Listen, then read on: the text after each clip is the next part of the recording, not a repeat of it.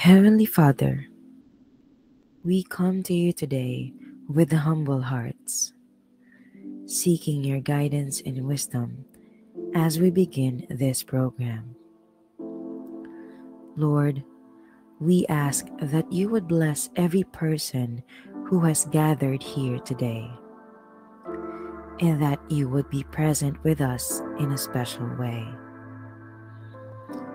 We pray that this program would be a time of learning, growth, and fellowship for all of us. Help us to listen to one another with open hearts and open minds, and to support one another as we strive to serve you in all that we do. Please give us the strength and the courage to follow your will and to use the gifts and talents you have given us to make a positive difference in the world. We pray all of this in your holy name. Amen. Wow, I just built the most Good morning, everyone. Morning po, sir. Okay, Good morning, sir. yes, magandang umaga sa inyong lahat. Tayo ay magpapatuloy sa ating discussions at kailangan muna nating tapusin yung ating mga discussions, tapos babalikan natin yung exam na inyong kinuha last week para mas marami tayong pwedeng ma-share sa mga items doon sa exam. Okay, so for this particular point in time, guys, pag-uusapan natin yung mga batas na may kinalaman sa Gender and Development o GAD. So kailangan alam na po natin yung acronym na GAD or GAD. Ang ibig sabihin po ay Gender and Development. Sa slides na ito ay pag-uusapan natin yung iba't ibang mga international, national at mga batas na may kinalaman sa GAD. At kasama na rin dyan ang ating mga enabling laws o mga kautusan sa ating pamantasan upang mapaigting o mapalakas natin ang gender and development dito sa Bataan Peninsula State University. Okay, so ang GAD ay hindi lang basta lumitaw, hindi lang ito basta naisipan lang na gawing one unit subject na UGE sa BPSU. Yung usapin ng GAD ay hindi lamang basta-basta lang trip-trip lang na gawin ng ating pamahalaan, dahil ang gender development ay isang pandaigdigang mga efforts.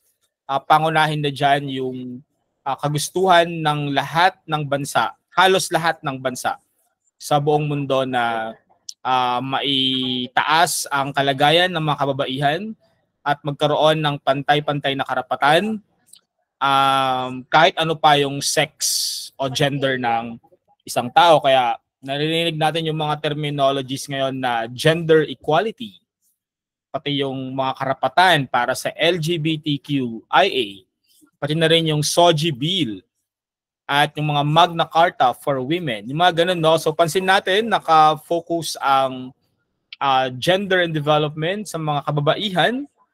Dahil syempre alam naman na natin ang dahilan kung bakit. Dahil kung babalikan natin ang kasaysayan at ano ba yun, uuriratin natin yung lahat ng naganap sa mundo sa pagitan ng mga babae at ng mga lalaki. So kitang-kita po natin yung discrimination o yung kakulangan o kawalan. Dati nga kawalan pa ng karapatan sa ating mga kababaihan. Okay, so maraming karapatan ngayon na alam natin ay hindi naman meron ang mga kababaihan noon, tulad na lamang ng karapatang bumoto. Ang karapatang bumoto ay kailan lamang nangyari sa mga bansa sa buong mundo. Kasama na din po dyan yung karapatan ng mga babaeng mag-aral. Noong panahon po ng Kastila ay wala pong karapatan ang mga babae na mag-aral kahit basic. So yung buong kasaysayan ng mundo, although hindi naman natin nilalahat, ang mga kababaihan ay karaniwang hindi nabibigyan ng oportunidad para mapaunlad yung kanilang mga buhay. Okay? Kaya ngayong araw na to, ngayong oras na to, pag-uusapan natin yung mga pandaigdigang mandato. Pag sabing mandato, ito ay mga batas na pinag-agrihan, pinagkasunduan ng maraming mga bansa sa buong mundo sa pamamagitan ng United Nations. At gayon din naman, bilang ang Pilipinas ay bahagi ng mga ganitong mga kasunduan, mga international agreements, tayo naman ay gumagawa ng mga batas sa Pilipinas, ang ating mga kongresista, ang ating mga senador, our presidents, sila ay gumagawa ng mga batas sang-ayon sa mga pandaigdigang kasunduan na ito. At kapag meron namang mga batas na ginagawa sa Pilipinas, ang mga local governments naman tulad ng mga mayors, tsaka ng mga konsehal at tsaka yung governor natin at yung ating mga sangguniang panlalawigan. Kasama na rin dyan ang ating mga sangguniang kabataan na gumagawa ng ordinansa at gayon din naman ang mga state universities and colleges, gumagawa sila ng mga rules, mga guidelines sa kanilang mga barangay, mga bayan o sa loob ng kanilang mga pamantasan para masigurado na yung mga napagkasunduan na karapatan ng mga tao ay mai-enforce o ma-observe or hindi mababiolate sa iba't ibang lugar sa ating bansa. So tayo sa Pilipinas, maswerte tayo, no? Guys, we are very fortunate to be in a country where men and women or women and men are given a lot of opportunities to grow. Diba? Sa Pilipinas, ang mga babae libre mag-aral ng college, ang mga kabataan libre mag-aral ng college. So sa ating bansa, wala na tayong masyadong nakikitang mga discrimination ng ayon sa sexualidad o gender ng isang tao. Although siyempre meron pa rin naman, di ba? Kaya nga patuloy na isinusulong ang pagpasa ng SOGI bill sa ating bansa. Okay? Pero itong ating listahan dito ngayon ay tingnan natin ano-ano ba yung mga kasaysayan ng mga batas na mayroon tayo sa mundo ngayon na nagpoprotekta sa karapatan ng hindi lamang ng mga kababaihan, although pangunahin na ang mga kababaihan, okay, kundi yung karapatan ng lahat regardless of their sexuality or gender. Okay? So nagsimula ito noong 1948. Kung pansin po natin, no, ito ay halos ilang taon lamang pagkatapos ng World War II na nagtapos noong 1946, di ba? So noong 1948 ng December 10 ay nagkaroon ng Universal Declaration of Human Rights. So ito yung tinitignan ng lahat ng bansa na mga karapatang pantao na dapat mayroon ang bawat isang tao sa bawat bansang kasali sa kasunduan na ito. So this Universal Declaration of Human Rights provides a common understanding of human rights and fundamental freedom. So pag sinabi po natin fundamental freedom, ito ay mga batayan na karapatan. So ito yung mga rights na dapat meron ka, hindi ito pwedeng mawala sa iyo. At ito ay nakapaloob sa ating United Nations Charter. Okay, this UDHR, yun yung acronym niya, UDHR. It is a common standard of achievement for all people and nations. Ang problema nga lang sa batas na ito, hindi ito legally binding. Ibig sabihin, may mga bansa na hindi lumagda sa kasunduan na ito. May mga bansa na ayaw nung Universal Declaration of Human Rights. Kung ano mga bansa, normally sila yung mga diktador na bansa, mga komunistang bansa. Halimbawa na lamang ng North Korea at ng ibang mga katulad na bansa. Ang UN UDHR ay isang komprehensibong listahan ng mga karapatang pantao at mga kalayaan na dapat pinoprotektahan ng mga bansa para sa kanilang mga mamamayan, okay, for their citizens. Okay? Ano-ano itong mga karapatan na to? Isa-isahin po natin yung 30 basic human rights. So pwede ninyong tignan. Tayong lahat ay nasa bansang Pilipinas. Tingnan nga natin kung itong mga karapatan na to ay meron tayo na-enjoy ba natin tong mga karapatan na ito na nakasaad sa 1948 Universal Declaration of Human Rights. Number one, ang bawat isa sa atin ay pinanganak na malaya at pantay-pantay. So, di ba? Actually, sarap nun pakinggan. So, lahat tayo ay malaya at pantay-pantay. Okay, tayo dapat ay hindi dumadanas ng kahit anong uri man ng discrimination.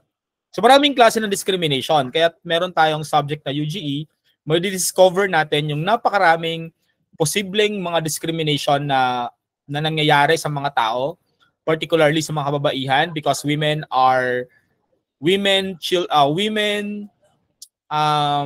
and people's race and sexuality are usually the basis of discrimination to people.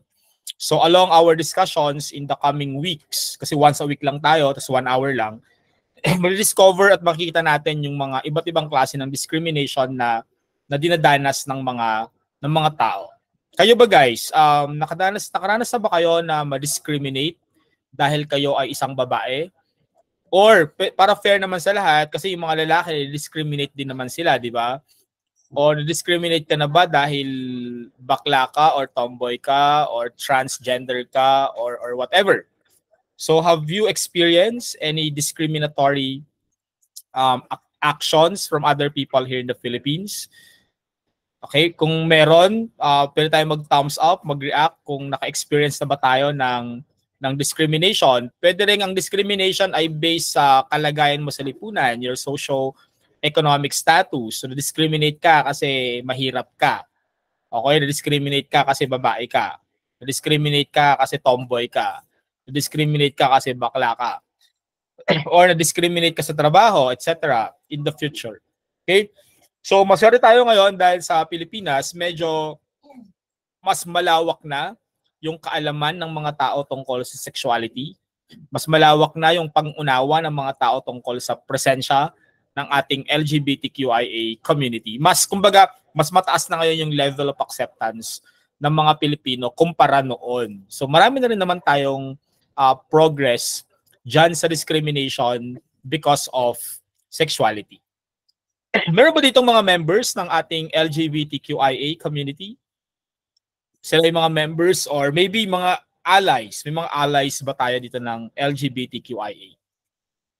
O baka may members dito ng ating BPSU Alimbukad, ang samahan ng mga mag-aaral at mga supporters ng LGBTQIA sa BPSU. So marami tayo niyan. Sa Balanga Campus, meron din.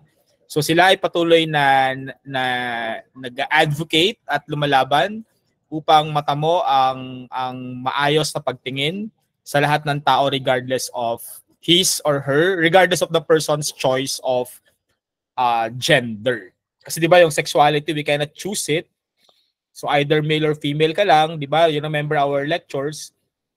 Biologically either male or female ka lang, pero yung gender natin ay pwedeng hindi yan ididikta ng lipunan sa atin. Pwedeng choice natin yan.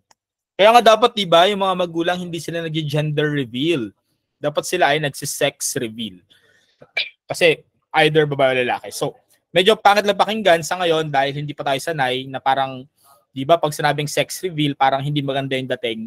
Pero masanay din tayo pag itinama natin yung ating lengguwahe. Dahil karamihan sa mga discriminations na dinadanas natin ay based sa lengguwahe na ginagamit natin. So, yung ating mga paniniwala at pamumuhay ay nadidiktahan ng mga sinasabi sa atin at naririnig natin araw-araw. Okay? Siyempre, ang bawat isa po ay merong karapatang mabuhay. Napaka-fundamental niyan, di ba? So, bawal tayong magkait ng karapatan ng iba na mabuhay. Especially yung mga bata na kakapanganak lang. Meron silang karapatan na mabuhay. Siyempre, they cannot do it on their own, especially mga baby, di ba? We hear of stories ng mga sanggol na iniwanan, inabandon. You know, kahit sila meron silang karapatan na mabuhay. So, tayo dapat ay nag-advocate tayo ng karapatan na mabuhay ng lahat. Although, syempre, sinasabi natin na ang hirap mabuhay ngayon. Di ba? Pero still, yung right to life, fundamental yan. Hindi yan dapat tinatanggal sa mga tao, lalo na sa mga vulnerable na population, lalo na sa mga bata na hindi nila kayang buhay ng mga sarili nila. Number 4, meron din tayong no slavery.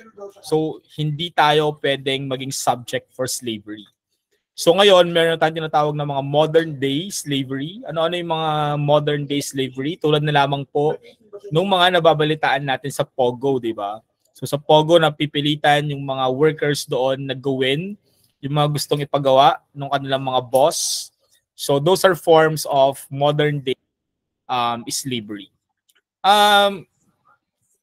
We can also talk about race in slavery, pero sa Amerika kasi ngayon ay nalagpasan na nila sa kasaysayan nila yung slavery ng mga blacks. Pero historically, kaya nagkaroon ng mga blacks sa Amerika at sa Europa dahil noong mga bandang 1800s ay hindi tao ang pagtingin sa mga itimang balat. So meron talagang racial discrimination na naganap, at ang turing sa kanila ng mga whites ay mga hayop lamang or mga tawag doon, mga subject sila for inhumane na mga treatments.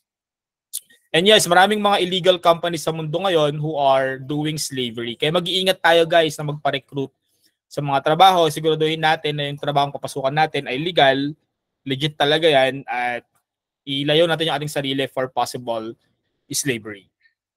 Okay, so also, Pogo pa din, no? So talagang ang laki ng problema natin ngayon kasi ang daming mga karapatang pantao ang bina-violate ng Pogo, di ba? Na yung mga na-reveal na investigation, yung sabi di ba sa hearing, possible na makulong ng more than 1,000 years pag napatunayang guilty yung mga pasimuno ng mga krimen sa loob ng ating mga Pogo facilities dito sa ating bansa.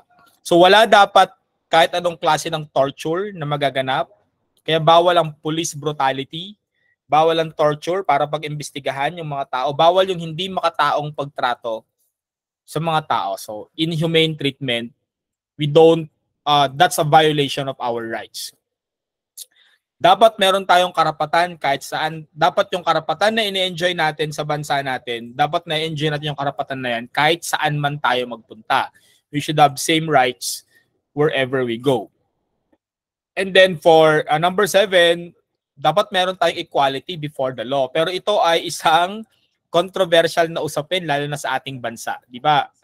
Nagre-reflect yan sa mga rallies, sa mga awitin ng mga Pilipino na ang hustisya daw ay para lamang sa mga mayayaman. Naniniwala ba kayo na ang justice sa Pilipinas ay para lamang sa mga mayayaman? So isa itong mainit na usapin tungkol sa paglaban sa karapatan at pagkakapantay-pantay sa hustisya sa mga korte sa Pilipinas. So, sabi ng mga international observers, ang ating bansa ay merong mahina, very weak ang ating judicial system. So, mahina ang mga korte sa ating bansa dahil hindi talaga na ibibigay yung pinakasagad na puwersa ng batas upang managot yung mga dapat managot. Pero syempre alam naman natin, 'di ba, na sa mga korte, 'di ba, talagang pagalingan yan na dumipensa talaga. So pwedeng mapagbintangan talaga yung mga wala namang nagawang mali at pwedeng yung mga may ginawang mali ay maging inosente. So kitang-kita natin yan, 'di ba, sa ating mga art form sa Pilipinas, sa mga telenovela, sa mga pelikula. So ang sining ay nire-reflect niya yung tunay na kalagayan ng lipunan. Sa mga awitin, nakita natin yung kalagayan ng Pilipinas. Okay, tandaan natin ang mga human rights natin ay protektado ng mga batas. Kaya sa Pilipinas, meron tayong Bill of Rights sa ating Philippine Constitution. Nakalista doon yung lahat ng karapatan ng bawat isang Pilipino. Wala dapat unfair detainment. Okay, hindi ka pwedeng ma-detain guys kung wala ka namang kaso. Pag ikaw ay kinuha ng police at ikaw ay na-detain, so hindi po pwedeng ma-detain ka ng lagpas sa ilang oras ba yung maximum. So hindi ko na maalala, pero pwedeng ma-illegal detention kapag lumagpas ka na doon sa standard na time kasi minsan tinatanong ito, sabi ng ating revised penal code, okay, kailangan ay hindi pwedeng ma-detain ng isang tao ng more than 12 hours. Pag lumagpas doon, ikaw ay illegal detention. Tapos meron pa yan mga serious illegal detention kasi 12 hours, 18 hours, 36 hours. Okay, so pag na-arrest ka sa isang kaso na light lang naman, for example, may ordinansa, tapos bawal yung pakalat-kalat sa ganong oras, hinuli ka ng police, okay, dapat ay meron lang certain number of time na nandun ka at kung wala naman talagang matinding case para sa'yo, dapat ikaw ay hindi di-detain. Okay, bawat isa sa atin ay may karapatan for trial. So pag ikaw ay napagbintahan, naakusahan ng kaso, meron kang karapatan na pumunta sa korte at bigyan ng attorney, okay, para ipaglaban din yung iyong sarili. At lahat tayo dapat ay innocent until proven guilty. Ang problema minsan sa atin, hindi pa man din umaandar yung hearing, ay guilty na kaagad sa ating mga judgment. So ayan natin ng korte ang magpatunay, pero ang problema natin, di ba, kung yung korte hindi mo pagkakatiwalaan, saan ka pupunta? May mga ganyan tanong noong kasagsagan ng drug war, di ba? Kung kasagsagan ng drug war, saan ka daw lalapit pag yung mismong pulis ang kriminal? O saan ka daw hihingi ng hustisya kung mismong korte ang walang hustisya? Di ba parang dead end sa ibang mga Pilipino na hindi na nagtitiwala at naniniwala sa mga institutions ng kanyang bansa. Kaya napakahalaga po na pagtibayin ng Pilipinas at ng ibang mga bansa yung ating mga judicial and law enforcement institutions kasi sila dapat ang poprotekta at dumidepensa sa karapatang pantao ng bawat Pilipino. Okay? So, next, number 12, ang bawat isang Pilipino o ang bawat isang tao sa mundo ay merong right to privacy. Ayan, so ang problema natin ngayon sa Pilipinas, di ba, medyo na-invade na yung ating privacy because of social media. Pero minsan kasi tayo din naman, masyado tayong madaming sinishare sa public ng mga private details ng buhay natin. So dapat mag-iingat tayo guys, hindi tayo basta nag-share ng mga information tungkol sa ating mga sarili. So wag tayong fill up ng mga forms kung hindi naman natin alam kung legal ba yung form na yon o kung para saan ba yun gagamitin. Huwag ninyong ipamimigay ang mga very important details tungkol sa inyo tulad ng inyong mga birthdays, inyong mga SSS number, inyong mga ATM number, yung inyong mga bank account numbers, yung mga cellphone numbers. Pag may nanghihingi niyan sa inyo, you have to really ask for what purpose na kailangan yung ganong klaseng mga detalye. Pero ang problema, di ba, ng pandemic, lahat tayo nag-register sa database ng pamahalaan. Tapos nagkaroon ng data breach. Napasok na mga hackers yung ating mga government websites at nakuha nila yung mga data natin sa ating mga database. At yun ay isang malaking problema. Kaya tataka ba kayo kung bakit ang dami nagte-text sa inyo na hindi ninyo kilala, kung ano-anong mga promo, kung ano-anong mga ganito, ganyan. So mag-iingat tayo guys. Ang daming mga scams ngayon. In fact, sa Pogo nga, may mga trabaho doon na mang-scam. Mang-scam. So may mga conspiracy theory ngayon, hindi ito proven ha, na may mga tao daw sa pamahalaan na ibinigay yung ating mga datos sa mga Chinese Pogo operators. Pero yun ay mga kwento-kwentuhang kutsero lang. So wala tayong masyadong proof. Pero parang totoo kasi, no? Lahat tayo nakaka-receive ng kahit meron na tayong SIM card registration law at madidetect dapat kung sino yung may-ari ng SIM card na nagte-text. Pero bakit parang walang pangil yung batas na yon, di ba? Meron pa rin nagte-text sa atin, tumatawag sa atin na hindi naman natin kilala. So paano kaya nangyayari yon? So yung ating right to privacy ay patuloy na nagiging in danger. So kailangan ingatan po natin yung ating mga data. So meron din tayong freedom to move and residence. Meron tayong karapatan na, ito masaya to, di ba? Meron tayong karapatan na gumala o magpunta sa kung saan man natin gusto. Sa Pilipinas, pwede yan. Pero may mga bansa na hindi tayo pwedeng pumunta talaga. Kailangan natin ng mga permits, kailangan ng mga visa, kailangan ng mga regulations. Okay, meron tayong karapatan na tumira sa kung saan man natin gusto sa ating bansa, sa Pilipinas at least. Meron din tayong right to asylum, guys. Ito yung mga kaso ng mga tao na meron silang malaking problema sa kanilang mga bansa. Tulad halimbawa ng mga napagbintangang mga rebelde. So, for example, alam nila na hindi naman totoo yun, pero syempre, kalaban nila yung estado, kalaban nila yung gobyerno. So, pwede silang humingi ng tulong sa ibang bansa for a political asylum. Dati noong panahon na maraming mga NPA pa sa Pilipinas, di ba? So, syempre, takot sila sa buhay nila. So, ang ginawa nila, nagpunta sila sa mga bansa sa Europa, ibang mga mayayaman ng mga leader ng NPA para, hindi naman para magtago, kundi para hindi sila mapahamak dito sa Pilipinas. May mga ibang tao naman tulad ng mga Rohingya, Muslims. Hindi ko lang alam kung sino sa inyo yung mahilig sa mga issue ng mundo. Kung kayo ay ganon, very good. Kayo ay kabataang makabayan at kabataang may pake sa ating lipunan. Kasi sino ito yung nakakaalam nung issue ng mga Rohingya, Muslims? I think sa Burma ba yun, sa Myanmar? Okay, tama, Myanmar nga. yung mga Rohingya Muslims sa Myanmar, sige pakita natin para meron kayong idea. So yung mga Rohingya Muslims, guys, sa Myanmar, mga Muslim sila na nakatira sila sa Myanmar, pero nagkaroon sila ng isang dictator na leader, ay pinaalis sila sa Myanmar kasi ang sabi ng mga taga-Myanmar ng mga leaders, hindi sila mga taga-Myanmar. Okay?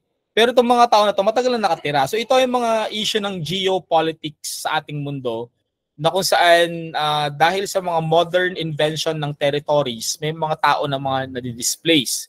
So itong mga Rohingya Muslims ngayon, guys, sila ay mga stateless na mga tao. Wala silang nationality kasi sinipa sila sa bansa nila tapos naipit sila sa mga borders ngayon.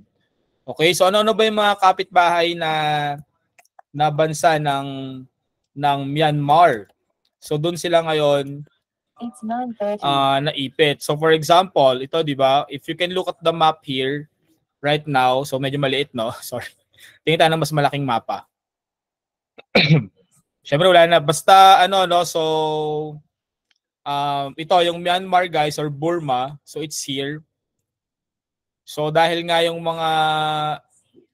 mga military leaders ng Burma ay pinapatay yung mga Rohingya Muslim pag hindi umalis sa bansa nila, napilitan ngayon yung mga Rohingya Muslims na pumunta sa mga border at naghahanap sila ng asylum na pwedeng tumanggap na bansa sa kanila tulad ng Laos, ng Thailand. Parang wala sila masyadong choice, no? So pag China naman kasi parang ganun din, wrong move. Pag sa Laos naman, hindi naman yata sila ina-accommodate. Yung mga taga-Thailand din, hindi sila masyadong ina-accommodate. Pero ang Pilipinas is mabait eh. Kung kapitbahay lang natin yan, for sure. Nasa Pilipinas na kayo yung mga Rohingya Muslims. Pero meron, guys, yung iba naman tumatawid ng dagat, pupunta sa ibang bansa para manghingi ng tulong. So, asylum ang tawag doon kapag yung buhay ng isang mamamayan ay delikado sa kanyang bansa, naghahanap siya ng bansa na lilipatan para maging safe siya. Noong panahon ng Vietnam War, Team Vietnam, guys, yung kulay pula dito, sa kabilang side lang ng South China Sea o ng West Philippine Sea. Okay? Ang daming tumakas noon sa Vietnam noong 1970s, noong Vietnam War, at sila ay nagpunta dito sa Bataan, sa Pilipinas, para sila ay ma-process as refugees. Kasi delikado sa bansa nila. So grabe yung hirap ng mga yan, guys. May iba namamatay, may iba tumataob yung mga bangka in the middle of the ocean. So may mga ganyan, guys, na mga klase ng humanitarian crisis. So kung feeling niyo ang dami ninyong problema sa buhay, isipin niyo na lang yung mga taong walang nationality, guys. Kayo nga, problema lang natin, internet, kung may pasok ba o wala, mga ganun, di ba? Pero may mga tao, guys, na ang laki-laki ng mga problema nila. Kaya wag tayo masyadong pa-entitlement sa buhay natin because there are some people who are really experiencing very difficult situations na kailangan pa nilang mag-asylum para lang at least mabuhay sila ng tahimik kahit papaano. So yung mga bansa, may mga bansang accommodating, may mga bansa na ayaw. So ang nangyayari minsan kapag nandun na sila, malapit na sila sa pampang ng isang bansa, hindi sila makapasok, nandun na sila sa dagat, floating lang sila doon. Just like what happened in Europe also, parang sa bandang Middle East naman, mga Syrian refugees naman, So tumatawid naman sila sa Mediterranean Sea papuntang Greece naman, tsaka Italy. Pero syempre ayaw silang tanggapin, no? So anong nangyari? Nandun sila, nakatenga sila sa dagat. Tapos habang pinag-uusapan ng UN, tsaka ng mga involved na bansa kung anong gagawin sa mga refugee. Di ba? So sobrang niyang isang malaki siyang political na concern. Okay? So problema yung asylum kasi yung mga taong walang nationality, meron silang karapatan na magkaroon ng nationality. Meron silang karapatan na maging bahagi ng isang bansa. Pero imagine guys, may mga tao pala sa mundo na walang nationality, tulad na lamang ng mga Rohingya, Muslims, wala silang bansa. So ang hirap yata nung pag wala kang bansa. So sa ating bansa, lahat ng ipinanganak sa Pilipinas ay isang Pilipino, kahit sino ka pa. So kung Amerikano ka, ipinanganak mo sa Pilipinas, Pilipino yung batang yon. Unless bumalik kasi may certain age na pwede niyang makuha yung residence, yung nationality niya kung saan siya pinanganak or saan siya tumira. Ito masaya din, di ba? Ang bawat isa ay may karapatang mag-asawa at magkaroon ng pamilya. So everyone has the right to marry and to have family. Tayong lahat ay may karapatan na magmay-ari ng mga properties. Sana all may pambili ng property, di ba? So, meron kang karapatan, pero ang tanong, meron ka bang access o kakayahan na mamili ng property? So, medyo problema din yan, lalo na sa Pilipinas, na kung saan karamihan ng mga property sa Pilipinas ay pag-aari ng iilang mga tao lamang. Okay, tapos yung mga karaniwang Pilipino, medyo hirap silang magkaroon ng mga properties. Ito pa, maganda rin itong karapatan na to. Ang bawat isa sa atin ay may karapatan na ipahayag ang kanyang nasa isip at meron siyang karapatan na mag-practice ng sarili niyang religion. Okay? O, karuntong na rin yan yung freedom of opinion and expression. So tayong lahat, meron tayong karapatan na ipahayag ang ating mga saloobin. Sa Amerika, napaka-mature ng kanilang democracy. Talagang kahit mura-murahin nila yung mga presidente nila, yung mga senators nila, talagang kahit ano, pwede nilang sabihin. Pero hindi sila natatakot na sabihin kasi mature nga yung democracy. Alam nila na hindi naman sila ipapatumba o ipapapatay. Pero sa Pilipinas, medyo nakakatakot magpahayag. Tama, di ba? Yung issue ng Rappler, pinapasara dati, yung ang Pilipinas ay isa sa mga pinakadelikadong bansa para sa mga journalists sa buong mundo. So ang daming pinapatay ng mga radio broadcasters sa Pilipinas. Ang daming mga journalists ang pinapatumba, especially kapag mga kaso sa gobyerno, yung nai-expose, nagkakaroon ng mga expose. So nakikita yung mga corruptions, for example, yung mga maling gawain sa pamahalaan. Next thing we know, yung nag-report, patay na, tinambangan, tawag doon, pinagbabaril sa motorsiklo, tinambagan yung kanyang sasakyan. So medyo delikado sa Pilipinas na maging journalist. Kaya pag journalist ka sa Pilipinas, matapang ka, di ba? Pinapanindigan mo talaga na ikaw ay maging bosses ng bayan para sa mga mali. Pero isipin natin guys, hanggang saan ba dapat yung ating karapatan na mamahayag? Okay? Siguro dapat yung ating mga ipinapahayag ay mga pahayag na hindi pumapayag para sa mga injustice. Na dapat yung mga pahayag natin ay nag-encourage na maging mabuting Pilipino ang lahat. Pero siyempre, totoo lang, tawag doon, reality check lang, talagang delikado maging journalist sa Pilipinas. Di ba pag sinunod yung malakas loob na tirahin yung mga politiko, for example, sa mga maling gawin nila. So nakakatakot, di ba? Kasi isang screenshot ka lang, pwede ka nang ma-report sa tinitira mong politiko. Pero may mga ilan tayong kababayan na sobrang tapang at ginagawa talaga nila yung kanilang freedom of opinion and expression. In terms of religion naman guys, ang dami-daming relihiyon sa Pilipinas guys. Alam nyo ba, ang Pilipinas ang isa sa may pinakamaraming relihiyon sa buong mundo, as in super dami. May kasabihan nga daw kung gusto mo daw yumaman sa Pilipinas, magtayo ka ng sarili mong relihiyon. Okay? May mga ganong jokes.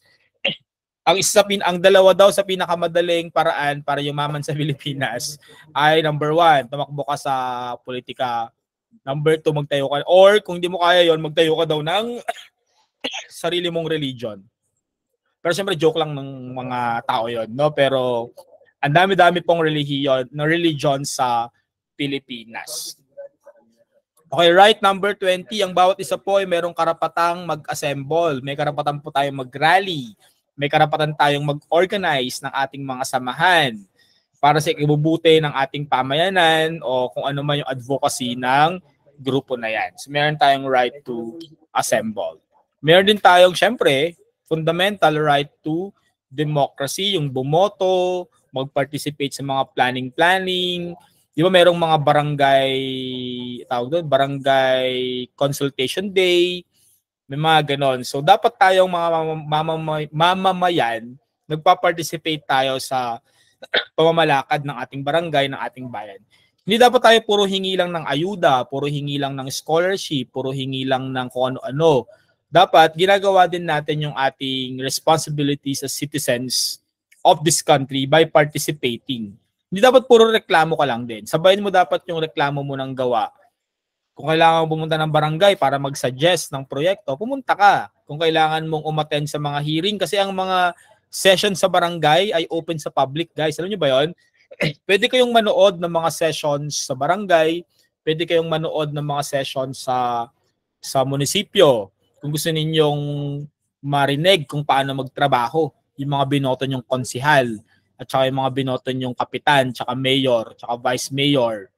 Pwede ninyo silang panoorin sa mga session pag nagpapasa po sila ng mga batas o ordinansa sa ating munisipyo, sa ating barangay. Okay, public yan. Pwede kayong manood, guys. It's very important for you to participate sa ganong klase ng mga... Nagpa-participate ba kayo sa ganon? Can I see some thumbs up? Meron ba itong nanonood sa mga session ng barangay? Tsaka session ng SK din dapat. Dapat ang SK session open sa public. Kasi yung mga public officials kayo, walang sikretong meeting dapat. Ang lahat ng meeting ng mga opisyal ng pamahalaan, hindi dapat yan secret. Pero na lang kung confidential yung pag-uusapan tulad ng mga threats to national security, yon hindi po pwede syempre. Pero kung mga hearing yan tungkol sa itatayong library, itatayong bagong barangay hall, tatayong bagong health center, pwede kayong manood sa mga hearings. Pwede rin kayo magtanong doon, guys, actually.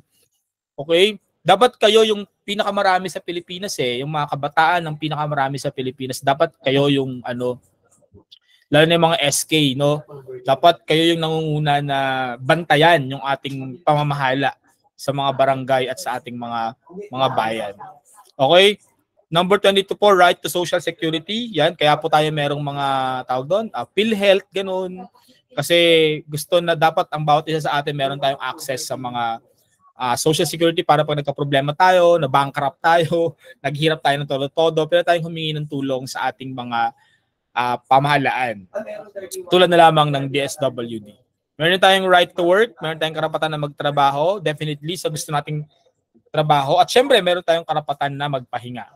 Meron tayong karapatan for social service. So napakarami po nating mga social services na nakukuha, di ba? Tulad na lamang ng inyong libreng edukasyon. Okay, your free education is a social service. Ano pa, yung mga serbisyong binibigay ng barangay, mga pre-medical dental check-up, mga basurahan, yung water district natin.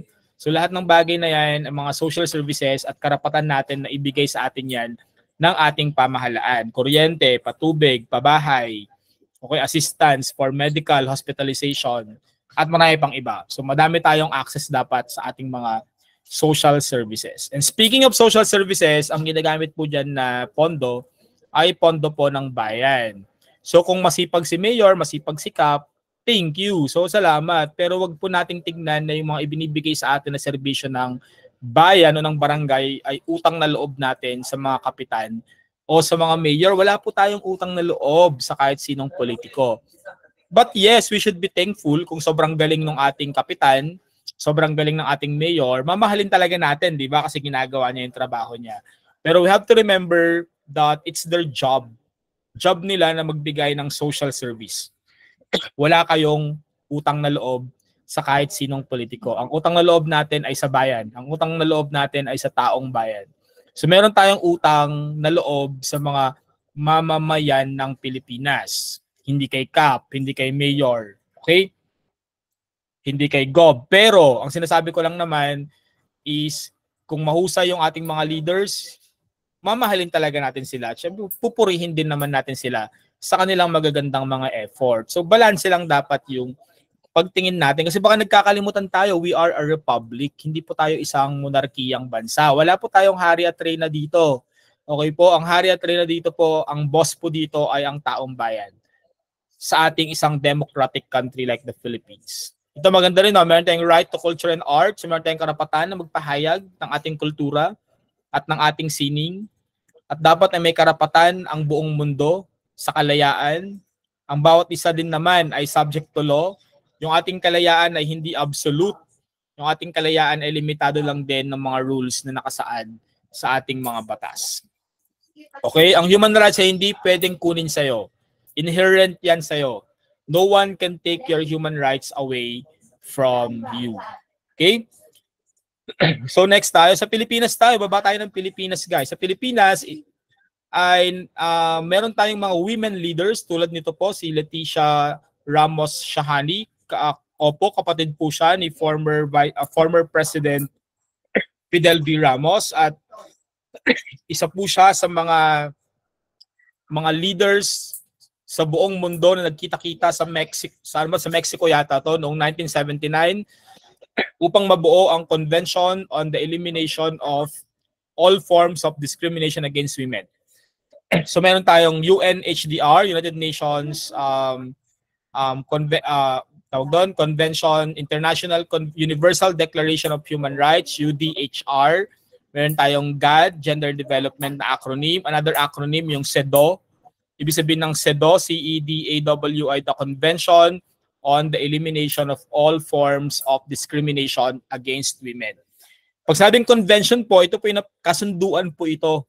Ito pong kasunduan na ito, ang kanilang napag-agrihan ay tanggalin o eliminate yung lahat-lahat ng klase ng discrimination, kahit ano pa yan, laban sa mga kababaihan. Ito ay isang international bill tungkol sa karapatan ng mga babae. Very comprehensive ito. Ibig sabihin, napakaraming laman nito na mga karapatan at mga bagay na dapat ipaglaban para sa mga kababaihan. Meron itong 30 na articles, ang dami, di ba? At ito ay ginagamit ng mga bansa for their national action. So itong CEDAW na to, ito yung parang inspirasyon ng mga bansa para maggawa naman ng mga batas sa kanilang sari-sariling mga bansa. Okay? And then, ito yung sinasabi sa ating CEDAW, discrimination against women shall mean any distinction, exclusion, or restriction made on the basis of sex. So pag isang tao ay na-discriminate o na-exclude, pag na-exclude, ikaw ay hindi isinasali, ini-etsepwera ka, at na-restrict, nililimitahan yung iyong karapatan o yung access dahil lang babae ka, ito ay form of discrimination already against any sex. Okay? Tapos ang purpose ng discrimination na yon ay para hindi ka makilala o hindi mo ma-enjoy yung karapatan na dapat meron ka o hindi mo magawa yung kalayaan mo na gawin ng isang bagay dahil lang babae ka. Okay? So inilalaban ng CEDAW na matanggal yung ganyang klase ng discrimination dahil naniniwala tayo na ang lahat ng karapatang pantao at lahat ng karapatan na basic ay dapat ina-enjoy ng bawat isang Pilipino o ng bawat isang malayang mamamayan ng mundo. Kahit saan yan, sa politika. Kasi mga babae dapat pwedeng sumali sa politics. Pero di ba kukunti lang sa bansa natin ngayon yung mga women leaders. Kaya ini-encourage natin, mas marami pang mga babae ang mag-step up, sumali sa ating mga leadership roles sa ating bansa. Economic, alam nating lahat na mas maraming lalaki ang mga napopromote na managers pa rin hanggang ngayon, mga supervisors, mga kalalakihan pa rin ang pinakamadami. So ini-encourage natin na sa buhay politika, ekonomiya, buhay lipunan, kultura at sa iba't iba pang mga larangan, ini-encourage natin na yung mga babae ay mas maging mataas at mas maging marami pa yung kanilang participation. Okay? So hindi pa kasi tayo masyadong equal sa part na yon. Still, mas dominating pa din ang mga kalalakihan sa iba't ibang aspeto ng ating buhay sa bansa. Hindi naman natin tinatanggalan ng power o ng karapatan yung mga kalalakihan kasi tawag doon, nakikita natin na mas marami talagang babae discriminate. So we have to empower the women, but it doesn't mean na we will disempower yung mga men. So we will empower both para sabay-sabay yung pag-unlad between men and women or between women and men. Okay? So ano-ano ba yung mga laman ng SEDO natin? Yung SEDO natin nakalagay dyan, yung mga bagay na dapat tandaan ng bawat bansa. Yan, nakalagay yan sa number 2, duty of states, o yung mga tungkulin ng bawat bansa na dapat pantay-pantay ang lahat. May mga special na dapat gawin para mapatigil ang discrimination. Kasama na rin dyan pati yung mga stereotyping and cultural prejudice. Meron tayong hiwalay na topic on prejudice. Pag-uusapan natin yan. Ang mga kababaihan din ang madalas na biktima ng trafficking and prostitution. Yung trafficking, yung mga illegal na pag-transport sa mga tao para gawing mga alipin, mga slaves, things like that. Okay? Sa SEDO, din in-encourage na yung mga babae mag-participate more sa political and public life ng kanilang bansa at sumali sa mga international na mga gawain para sa mga kababaihan. At syempre, nationality, dapat meron silang rights for nationality. And number 10, mas marami pa rin po kasing kalalakihan na nakakapagtapos ng mas may access sila sa college. So in-encourage natin na yung mga babae ay pumasok din sa kanilang mga college degree programs. Sa engineering lang, halimbawa, konti yung babae doon. So we will encourage more female engineers. Sa mga nursing naman, halimbawa, mas maraming babae. So we can encourage naman mas maraming lalaki. You see, ang gender and development hindi lang para sa mga babae, kundi para din sa mga kalalakihan and all other genders. Okay? Ano-ano pa yung mga laman ng SEDO? Meron tayong tungkol sa employment, kalusugan, health, economic and social benefits, yung mga rural women natin, equality before the law, yung mga karapatan ng babae sa pag-aasawa at sa buhay pamilya, etc., and other administrative aspects of the law. Okay, bigyan ko kayo ng kopya ng SEDO at kailangan niyo yan i-browse, mabasa din para kayo ay familiar kung ano-ano ba yung mga ipinaglalaban ng SEDO o ng Convention on the Elimination of All Forms of Discrimination Against Women. Okay? Ito naman po si Ma'am Patricia Licuanan. Buti alam ko yung pangalan niya ngayon. Noong 1995 naman, lumabas naman ang Beijing Declaration and Platform for Action. Okay? It's the most comprehensive global policy framework for women's rights. Ano ba ibig sabihin ng policy framework? Ang ibig sabihin ng policy framework, ito yung basehan kung bakit tayo nagkakaroon ng mga batas at ordinansa sa ating mga bansa. Diyan dapat tumitingin yung ating mga mayor, yung ating mga gov, yung ating mga senators, congressman, kung ano-ano yung mga areas na dapat tinututukan ng pansin ng pamahalaan. So meron yan 12 na critical areas. Ito ay na-form noong 1995. So ano-ano yung 12 critical areas na yon? So meron tayo another acronym, no, yung BFPA, okay, or the Beijing Declaration and Platform for Action. So BD, bakit parang mali yung ano niya, yung kanyang ano? So BDPA. Okay, Beijing Declaration and Platform for Action. Ano-ano yung critical na area of concern daw? Ang mga babae ay kadalasang mahihirap, kailangan tulungan silang umahon sa kahirapan. Ang mga babae ay kokonti yung access, education and training, kailangan silang tulungan. Ang mga kababaihan ay maraming problema sa health, so kailangan silang tulungan. Totoo naman yon, guys, di ba? Mga babae, mas marami silang health challenges. Meron silang monthly period, meron silang ganito, meron ganyan. So yung mga boys natin, medyo hindi masyadong high maintenance yung health. Kaya priority yan. Violence against women. Ang mga babae ang dumadanas ng mga marami pa ring mga violence tulad ng domestic violence, mga pambubugbog, ganon. Pero meron din mga lalaki na bubugbog, di ba? So pag-uusapan natin yung mga bagay na yan sa mga susunod na araw. Ang mga kababaihan ang madalas na biktima ng armed conflict, mga giyera. Ang mga babae din ang madalas na merong problema sa economy, trabaho, business. Hindi sila masyadong makapenetrate o maka-access for more opportunities. Ang mga babae din ay biktima at possible na hindi nabibigyan ng power to decide. Sa loob pala ng bahay, madalas ang masusunod yung tatay, yung kalalakihan. Although ngayon, marami na ring mga nanay ang nabibigyan ng chance na i-manage ang pamilya at nagkakaroon ng chance para mabigyan ng karapatan na magdesisyon para sa kanilang pamilya at para sa kanilang mga sarili. So sa Beijing platform din ay nagkaroon ng mga mekanismo upang isulong ang karapatan ng mga kababaihan, yung kanilang mga human rights, pati yung mga problema sa media dahil ang media ay problema din, di ba? Minsan ano ba yung pinoportray ng media sa mga babae? Lagi silang mga kabit, katulong, ganito, ganyan. So namamali tuloy yung pagtingin ng mga tao tungkol sa role ng mga kababaihan. So, pag-uusapan din natin yan sa mga susunod na araw. Pati environment, also kasama na rin sa Beijing platform yung karapatan ng isang batang babae. Kasi marami din tayong mga batang babae ang biktima ng maraming crimes and also maraming discrimination and abuse ng mga adults against girl or against children. Siyempre, meron din tayong SDGs, ayan ang ating favorite, Sustainable Development Goals na inapprove noong 2015 ng halos lahat ng bansa sa buong mundo. May mga pangarap ang buong mundo na dapat walang may iwan, lahat tayo sama-samang uunlad. Okay? So kung kayo ay nasa NSTP, makikita nyo ako sa mga susunod na Sabado. Sa inyong NSTP, kami ay mag-discuss ng SDG sa inyo. So kita-kits tayo soon. Ang main campus ay sa October 4 ang Balanga Campus, 4, 5, 6, 7, 8, 9, 10. October 11 ang main campus. So magkikita-kits tayo para sa mas komprehensibong discussion on SDG. Pero ano ba itong mga SDGs na ito? Yan. Ito pong SDGs na ito po yung mga pangarap ng ating mundo para sa lahat ng taga-planet Earth. Ayan. So Save the World peg ang UN dito, guys. Pangarap ng UN na 2030, sa year 2030 wala nang mahirap. Okay, medyo ang hirap isipin, no?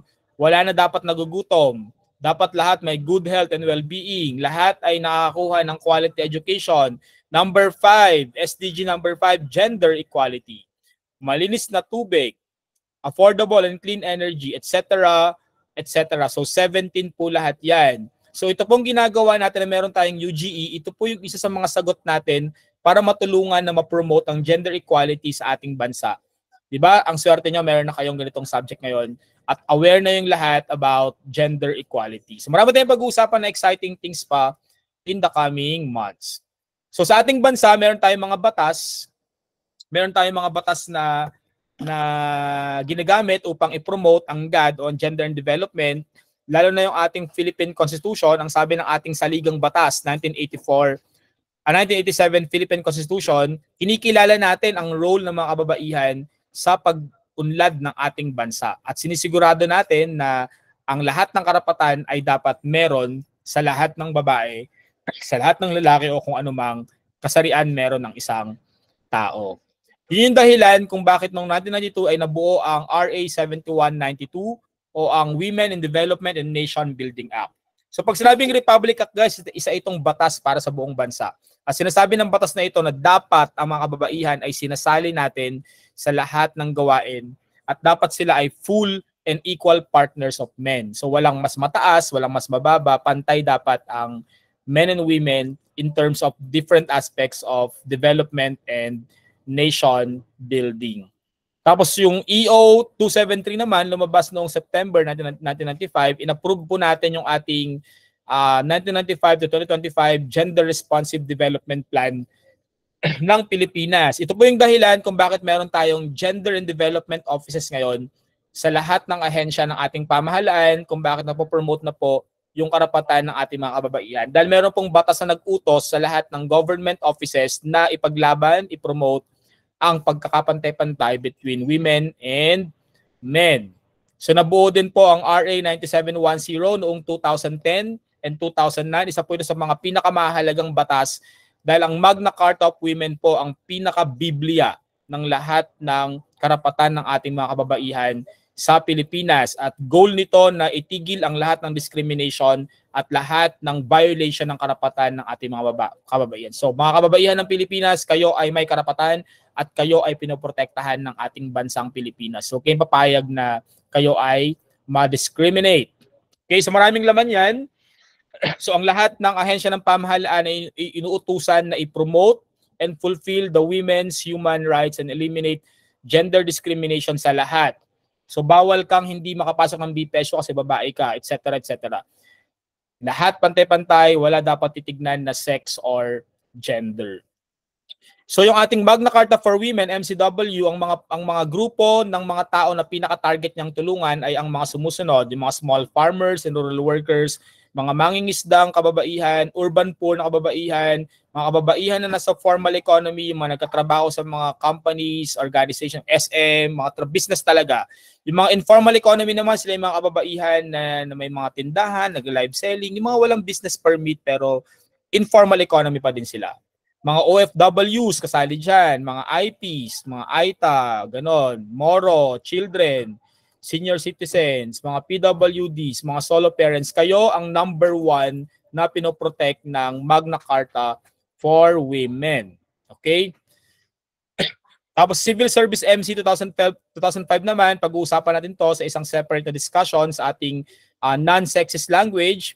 Hinihikayat po ang lahat na dapat huwag tayong gagamit ng mga salita na nagdi-discriminate sa mga kababaihan. So dapat din tayo gumagamit ng mga words na may man or woman tulad ng chairwoman, chairman. Hindi na pwede yung mga ganyan ngayon. Dapat ay chairperson, mga ganun. Dapat neutral. Wala na dapat discrimination between men and women. Siyempre sa CHED naman, lahat ng schools na state use sa Pilipinas ay dapat na magkaroon din at ma-promote din ang gender and development sa lahat ng kanilang schools. Bawal ang prof na nagdi-discriminate ng mga babae o ng mga LGBTQ. Pag nakaranas kayo niyan, guys, kailangan niyo yan i-report sa ating Gender and Development Office. So sa amin po yun. Okay, so marami tayong problema sa edukasyon, tulad ng mga sexual harassment, tsaka mga violence, yung ating mga libro, may mga discrimination tayong nararanasan, yung mga mental health issue, yung ating mga problema sa internet, mga kaklaseng walang pambili ng data, etc. So lahat yan ay issue ng GAD na dapat ay binibigyang pansin ng lahat ng ating mga professors, teachers, mga leaders natin sa schools po natin.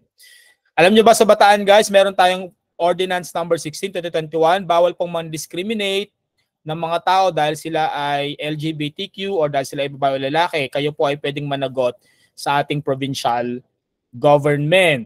Okay? At sa ating BPSU naman, meron tayong mga batas, may mga memo po na inilabas. Kaya nga po, hindi na bawal ang mahaba buhok sa atin. Di ba?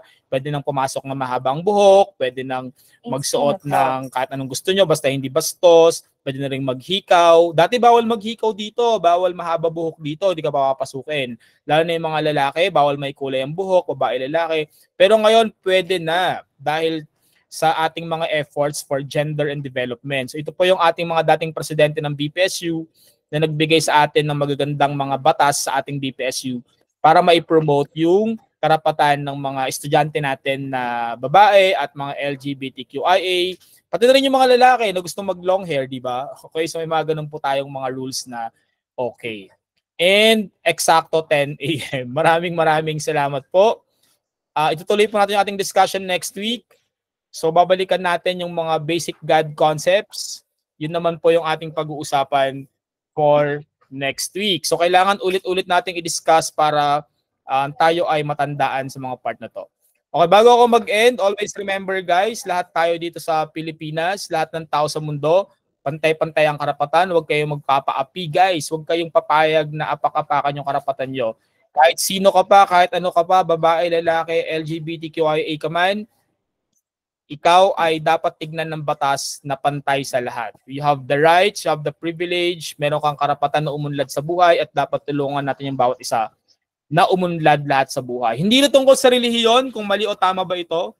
Hindi ito tungkol sa morality, kung tama o mali ito. Tungkol ito sa pagbibigay ng karapatan sa lahat na umunlad sa buhay. Okay? So iba-iba man tayo ng pinaniniwala ang Diyos. Iba-iba tayo ng conviction sa morality. Okay? Pero wag natin silang i-discriminate at wag natin silang i-limit na umunlad sa buhay. Kasi after all, ang gusto lang naman ng lahat dito is magkaroon ng maayos na buhay. In any ways we can, gawin po natin yon. Wag nating diktahan yung iba at i-discriminate. Tandaan, lahat tayo pantay-pantay sa tingin ng batas. Okay? So that's all guys. Good morning to you all. I'll see you all next week. Yung attendance po natin ay open hanggang 6 p.m. today, pero mamaya pa yun mag-open. Okay? So have a great day everyone. Stay safe. Thank you, sir. Thank you po. Bye-bye, sir. Sir, Thank you. bye. Bye, guys.